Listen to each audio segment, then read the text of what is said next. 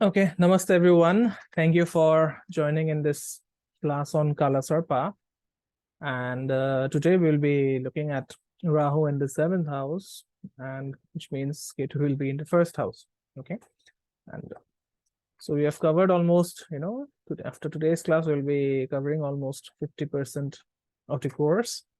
And before we begin, like every time, let's start it with the Shanti mantra from the Upanishads. Om Sahana Bhavatu, Sahano Bhunakatu, Saha Viryankara Vavahai, Tejasvinadadhitamastu Ma Vidvishavahai. Om Shanti Shanti Shanti. Okay.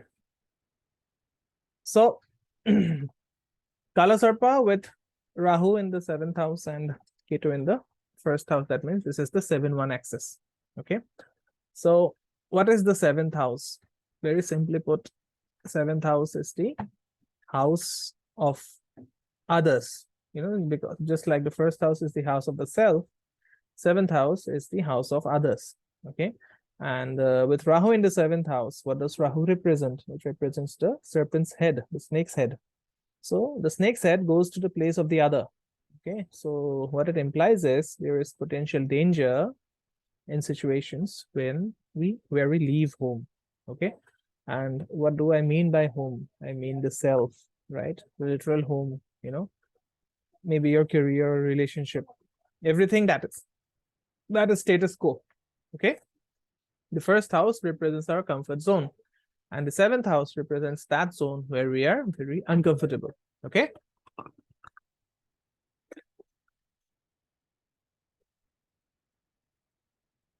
So the seventh house is actually moving towards the seventh house means leaving our comfort zone. That is the reason the seventh house is the house of the spouse. That is the reason why we say that a relationship will always thrive if it is an opposites attract relationship. Okay. So seventh house is the house of the spouse. And, in the seventh house, is Rahu in the seventh house, we are, it implies leaving our comfort zone. Okay. Material comfort, emotional, intellectual, spiritual, all the risks. Okay. When we leave our comfort zone, when we leave our material comfort or emotional comfort or spiritual comfort, we are actually trying to meet the snake head on. Okay. When you meet the snake head on, you could be bitten or you could be swallowed as a whole. Okay.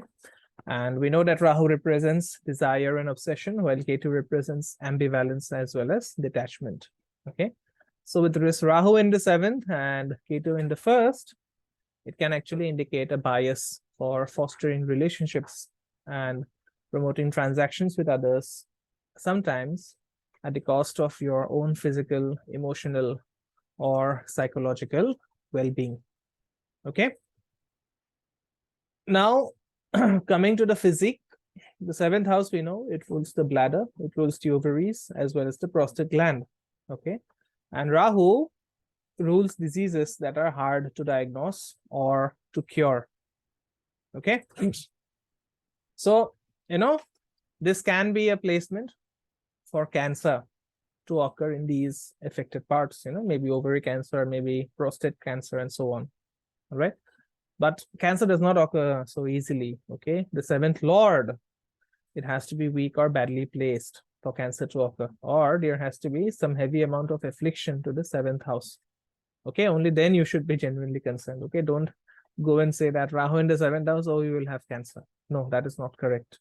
If the seventh lord is badly placed, if the seventh lord is badly afflicted, then of course it is a possibility for cancer. Okay. Now the psychology, right? So if you have Rahu in the seventh house, you would actually want to go where no rational person would. Okay. So, you may have a tendency of jumping off the deep end and embracing the unknown like a sleepwalker who cannot see what you might stumble over in the dark. Okay. Knowing only that you must leave your bed even if unconscious. Okay. You must have, if not, you must have seen people walking in your sleep. All they know is that all they have is a tendency to leave the bed, right? and there is this desire for new experience, and the most easiest form of way of getting new experience is to travel, right? So, this desire to get new experience is driven by an impulse to leave the familiar and explore the unfamiliar. Okay.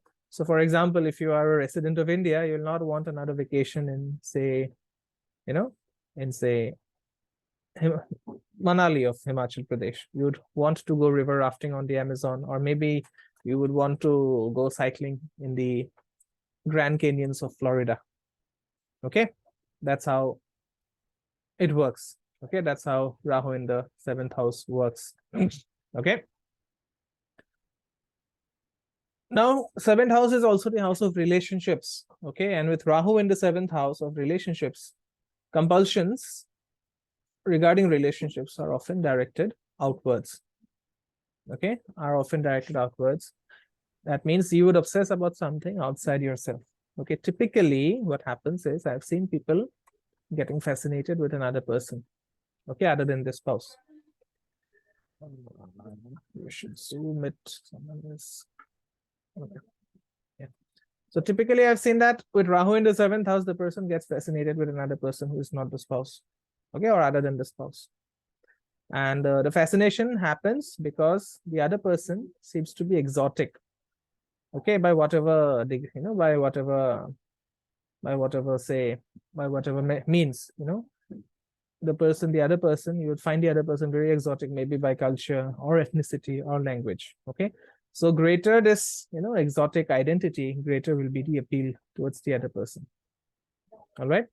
And if you go to a place where where astrologers are more traditional, okay, and such an astrologer, if he or she sees Rahu in the 7th house, they will say that you will marry someone outside your village, or you'll marry someone outside the town. Okay, why? Because Rahu represents foreigners, so it automatically implies someone of a different race or ethnicity or color or mother tongue or nationality or religion or even socioeconomic background. Okay, so the foreign element can come from these areas, maybe through race or through ethnicity or through color or maybe mother tongue or nationality and so on. Okay. Now, in in Western, in societies of the West, with the few interactions that I have had from my foreign clients, liberal attitudes, they often condone interracial marriages. Okay, but what I've seen primarily with Rahu in the 7th is that such a native might choose a partner who gives a lot of concern to the family or friends. Maybe the person will have a significant age difference with the partner, or maybe the partner will have the same sexual orientation as the native. Okay, so it brings a lot of it brings the jittery element into the family. All right. And the nodes amplify what already exists. Okay, so in personal relationships, you may develop a crush or a sexual desire or deep love for another person who belongs to a different race or maybe belongs to a different nationality. Okay, and this is more likely when the horoscope contains combinations for passion.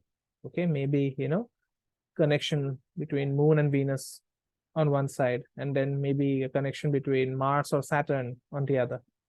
Okay, so the more passion combinations you have in the chart, the more Rahu will arouse unconscious desires. Okay, and such a native is very opportunistic in pursuing his or her ambitions, whether they are personal or mundane. Okay, and because the 7th house rules sex, and Rahu represents flamboyance. Okay, there is an inherent sexual charisma about the native.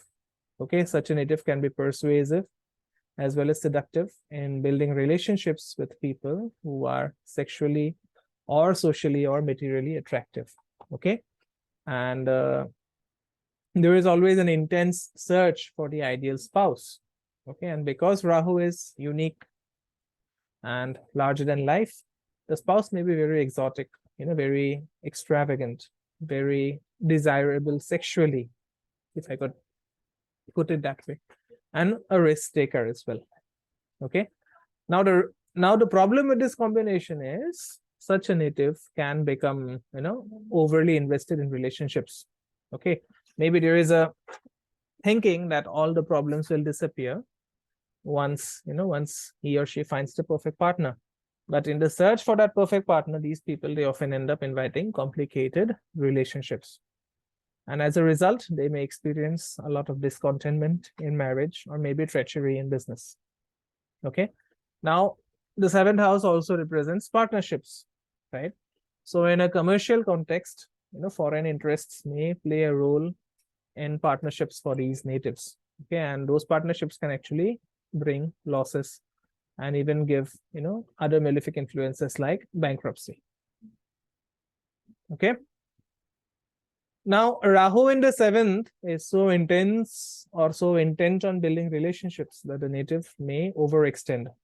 Okay, like making commitments that cannot be fulfilled, or maybe, deals that don't pay off. Okay. And since Rahu is also demonic, it implies making a pact with the devil. Right? What do I mean by that? I'm not going into Christianity. I'm saying that it can make you very obsessed with money, fame, power, or sex. And that obsession may make you compromise your principles. Okay, making deals with whoever holds the key to your desires.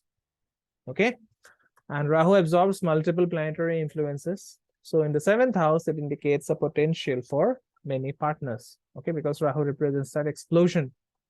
So it can, it can make you explode in terms of your sexual relationships. Okay, in terms of the number of your sexual relationships. And as I said, it can mean multiple sexual partners, or maybe it can mean someone who has been married several times. And since Rahu is omnivorous, a strong sexual appetite might challenge a monogamous relationship. Okay. So in some societies, this could mean an open marriage. That means you're married to someone, but you're still having sexual relationships with others. Okay, that is Rahu in the seventh house playing its part.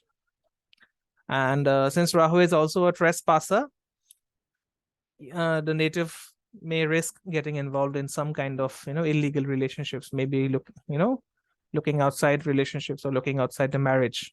And that looking outside can either be as a perpetrator or as a victim. Okay, and this is a combination that that borders around adultery. Okay, so if Rahu has malefic influences of Saturn or Mars, it's a combination for adultery. Okay, that means sleeping around with many people of the opposite gender. Okay, and because Rahu is a Chaya Graha, the native will often engage in relationships under the cover of darkness, in disguise or via, subterfuge. For example, say the native may be working as a spy, spying on the president of a country, and then he may end up having a relationship with the president's daughter undercover. Okay, so it's it's an adultery that falls in the league of run of the mill. Okay, and because Rahu is very unconventional, it also implies the possibility of same-sex relationships. Okay, and there is a problem with these kind of relationships no matter wherever you go, even in the West. So even if you have such a relationship after having Rahu in the seventh, you may still need to hide the relationship from your family or friends or business associates. Okay, now in rare cases, okay, this is very, very rare. I have not seen this happening, but this is what Parashara tells us. In rare cases, Rahu in the seventh, it promises a partnership that transcends the physical to become a vehicle for the spiritual practice. Okay, for example, the native may be drawn to tantric sexual practice, guided by the principle that the sexual partner isn't just a person, but the embodiment of a divine energy. Okay, and Rahu also represents blind ambition. Okay, and in the seventh house, Rahu can indicate someone who marries for financial or social or political advantage, especially if Rahu is influenced by a powerful sun. or a powerful Mars. Okay. And to achieve that ambition, such a native may conceal his or her past or his or her identity to gain entry into some kind of elite society. Okay.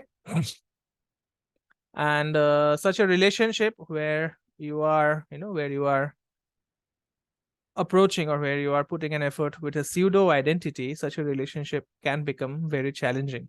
But then, no matter how challenging such a relationship is, the native usually pursues that relationship with a lot of courage, with a lot of zeal, believing that his or her status or privilege will improve once the partnership is sealed. Okay, and as I said, the partnership can be personal or business or political. Okay, and on a personal level, this entails matchmaking, sexual intimacy, as well as marriage. And on a commercial level, it requires bargaining, deal making and contracts. And in labor relations, it means arbitration, resolution of conflicts and labor agreements. And in diplomacy, Rahu is also the diplomat. Okay, so in diplomacy, it operates through negotiations, alliances, and treaties. Okay, just give me a couple of minutes. I have a few messages to answer. Just give me a couple of minutes.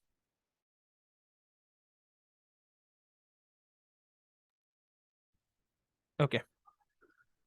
So with Rahu in the 7th, such a native may have a tendency for helping others, foster beneficial relationships. Okay, and I've seen that this combination with Rahu in the 7th, it gives a career as a professional matchmaker. Okay, someone who is very good at fixing people, towards each other. Marriage counselors, good marriage counselors are also born with this combination. Divorce mediators, psychologists, spiritual advisors, and even sex therapists. Okay, so these are the career choices that these natives make. And in business, such a native can be a labor relations arbitrator, or public relations officer, or real estate agent, or stockbroker, or talent agent, or shipping broker, or even a travel agent. Okay. And in the government, such a native could be an ambassador, a diplomat, a lobbyist, or a foreign affairs officer. Okay. So Rahu represents the forbidden things. And so the native may deal in alcohol, recreational drugs, stolen goods, okay, pharmaceutical products, because Rahu rules the Satabhisha Nakshatra, okay, skins and hides of exotic animals, horns and tusks of endangered species, illegal immigrants, or people who are involved in prostitution, even male prostitutes or gigolos, as they call them. Okay, and because Rahu rules illusions, such a native may disguise himself or herself in order to fulfill some role. So, maybe having a career as a spy. Okay, other examples will include that, a police informant who infiltrates a criminal organization, or an industrial spy who poses an employee.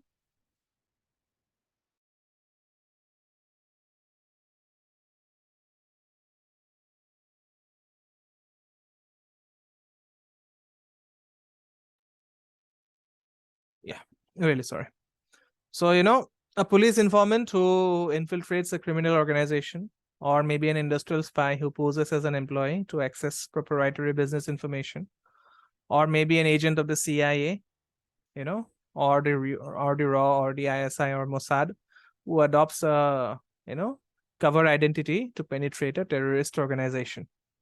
Okay. And the 7th house also rules travel. Okay, because from the ascendant, it is on the other side of the chart over there. So since Rahu is the Karaka for foreigners, in the 7th house, it suggests a desire to meet foreigners. Okay, so such a native may be a traveler, maybe for innocent sightseeing, or even, sex tourism, or for commercial purposes via import or export trade, or professional reasons such as anthropological studies or international diplomacy. Okay, so this is all about Rahu in the 7th house. And as we usually do, we will look at Ketu in the first house in the next class, along with the few example charts. Okay, so if you have doubts, you can ask your questions.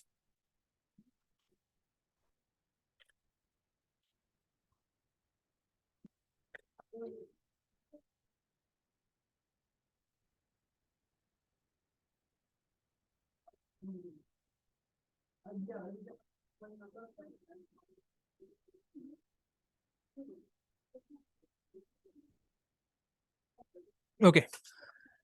Anyways, we'll meet tomorrow for the Jyotish Foundation class. And thank you for joining once again. The video will be uploaded on Monday or Tuesday. Thank you so much. Namaste. Om Gurave Namah.